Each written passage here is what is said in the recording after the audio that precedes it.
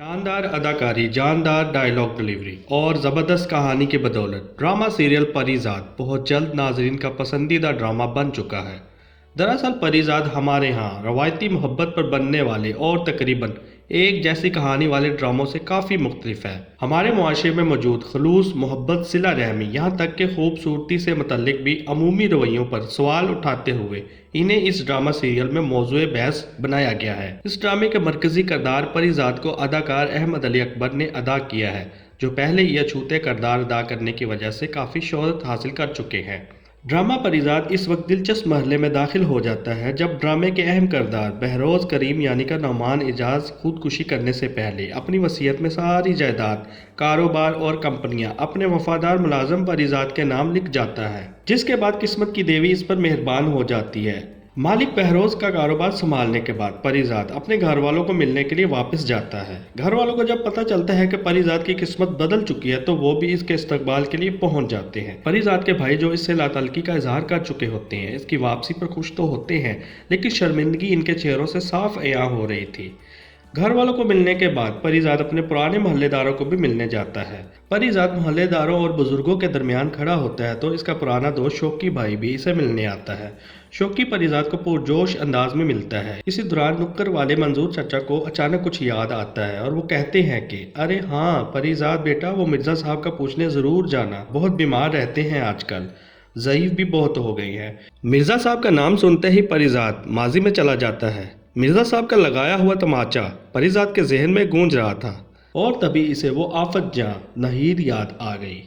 वो सोचता है कि इसका तो माजिद से रिश्ता हो गया था, जाने अब वो कैसी होगी। परीज़ाद अपनी गाड़ी में बैठकर मिर्ज़ा साहब को मिलने इनके घर पहुंच जाता है। मोहल्ले के बच्चे गाड़ी के गिर्द जमा हो जाते हैं और ड्राइवर इन्हें भगाने के लिए मुख्तलिफ तरीके आजमाता है। परीज़ाद धड़कते दिल के साथ मिर्ज़ा साहब के दरवाजे के सामने रुक जाता है, फिर खुद ही अपनी हालत पर हंसना शुरू कर देता है और खुद कलामी करता है। अब तो वो कब की अपने घर की हो चुकी है और मैं हूँ कि आज भी इसके घर के सामने खड़ा अपने दिल को संभालने की नाकाम कोशिश में मसरूफ़ हूँ। सब इस दिल के तमाशे हैं। बहरहाल परीज़ाद की दूसरी दस्तक के जवाब में अंदर से किसी के कदमों की आहट बुलंद हुई। परीज़ाद एक जानिब होकर खड़ा हो गया। अंदर से दरवाज़ा खोलने वाली खातून की सबसे पहले नज़र बाहर खड़ी गाड़ी पर पड़ती है और फिर परीज़ाद को गौर से देखने लगती है। वो नहीद ही थी। नहीद भी गड़बड़ा सी गई। परीज़ाद ने इसे सलाम किया तो वो अटक कर बोली, आप परीज़ाद हैं ना? मुझे हमसायों ने बताया था कि आप मोहल्ले में आए हुए हैं, मगर मैं बिल्कुल भी ये तवक्का नहीं कर रही थी कि आप हमारे घर भी आएंगे। नहीद के बाल उलझे हुए थे, पुराने और मैले कपड़े उसने पहने हुए थे, जबकि पैरों में पुरानी चप्पल थी।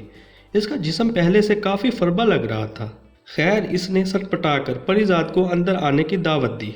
आप बाहर क्यों खड़े हैं? अंदर आ जाएं, अब्बा घर पर ही हैं।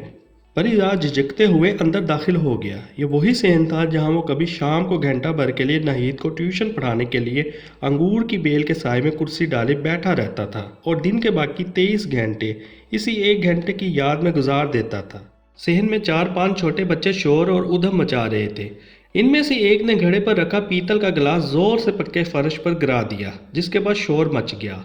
नहीद ने गुस्से में इस बच्चे को 2 थप्पड़ मारे और गुस्से और शर्मिंदगी से चिल्लाई, चुप कर जाओ कम बख्तो, देख नहीं रहे घर में मेहमान आए हैं, चलो निकलो यहाँ से, बाहर जाकर खेलो। बच्चे मुंह बसोड़ते हुए सेहन से निकल गए। अंदर से मिर्ज़ा साहब खांसते हुए बाहर सेहन में निकल आए और बोले, कौन आया है नहीद बेटा? नहीद ने जल्दी से सेहन में पड़ी पुरानी कुर्सी परीज़ाद के लिए सीधी करते हुए कहा, परीज़ाद आए हैं अब्बा जी, हमारे पुराने हमसाये। मिर्ज़ा साहब ने चूम कर अपना चश्मा दुरुस्त किया और परीज़ाद को गौर से देखा। अरे परीज़ाद बेटा, कैसे हो तुम? तुम्हारे भाइयों से पता चला था कि तुम मोहल्ले में वापस आ चुके हो। अच्छा किया आ गए, तुम्हें देखे बहुत अरसा हो गया। फिर मिर्ज़ा साहब इधर उधर की बातें करते रहे। नहीद परीज़ाद की मौजूदगी की वजह से बहुत उलझी हुई और बहुत बेआराम सी दिखाई दे रही थी। फिर अचानक मिर्ज़ा साहब के चेहरे पर शर्मिंदगी के आसार पैदा हो गए और परीज़ाद को मुखातिब करते हुए बोले, अरे हाँ, याद आया, मैंने कभी तुम्हारे साथ बड़ी ज़्यादती कर दी थी मियाँ। बाद में हकीकत खुली तो तुम यहाँ से जा चुके थे। हो सके तो मुझे माफ़ कर देना। परीज़ाद ने जल्दी से कहा, ये आप कैसी बातें कर रही हैं? बुज़ुर्गों का हक होता है। और बात बदलने के लिए इधर उधर देखने लगा और कहा कि माजिद नज़र नहीं आ रहा, किधर है?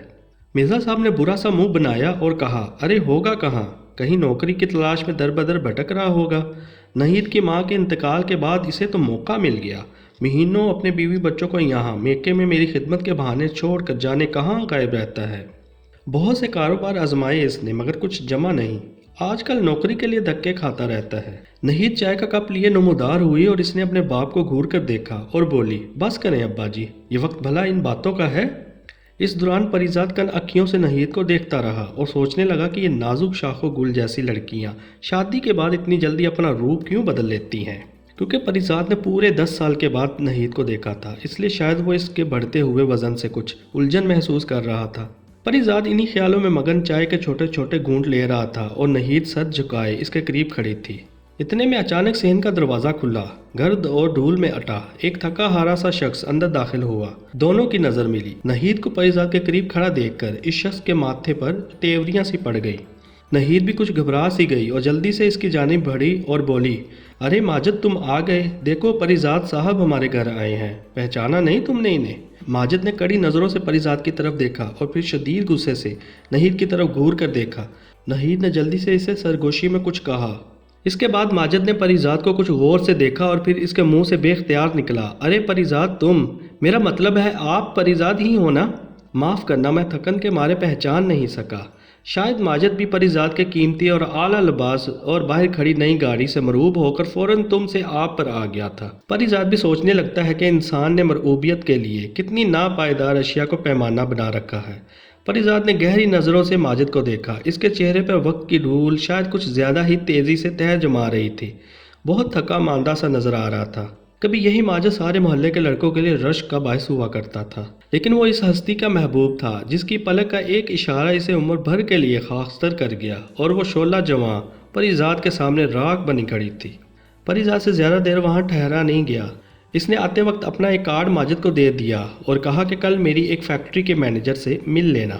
پریزاد اپنی گاڑی میں جب گلی سے باہر نکل رہا تھا تب اس نے بیک ویو مرر میں نہید کو گھر کے دروازے میں کھڑا دیکھا۔ وہ پریزاد سے جاتے وقت کچھ بات کرنا چاہتی تھی۔ شاید نہید شرمندہ تھی اور معذرت کرنا چاہتی تھی۔ بہرحال پریزاد بوجھل دل کے ساتھ واپس گھر پہنچتا ہے۔ اگلے روز پریزاد کو سائٹ ایریا والی فیکٹری کے مینیجر نے بتایا کہ ماجد کو اس کی قابلیت کے حساب سے کسی دفتری کام پر لگا دیا گیا ہے اور تنخواہ بھی معقول طے کر دی گئی ہے، اور یوں نہید کا بوجھ اپنی سوچوں سے اتار کر پریزاد زندگی میں آگے بڑھ جاتا ہے۔ اس کے بعد پریزاد کے دل پر ایک اور حسینہ دستک دیتی ہے۔ معزز ناظرین، اگر آپ چاہتے ہیں کہ پریزاد کی آگے کی کہانی بھی آپ کے ساتھ شیئر کروں تو اپنی محبت کا اظہار کرتے ہوئے ہمارے چینل اردو کرنٹ کو سبسکرائب کر لیں اور بیل آئیکن کا بٹن بھی دبا دیں تاکہ آپ کو آئندہ آنے والی ویڈیوز بر وقت مل سکیں۔ شکریہ۔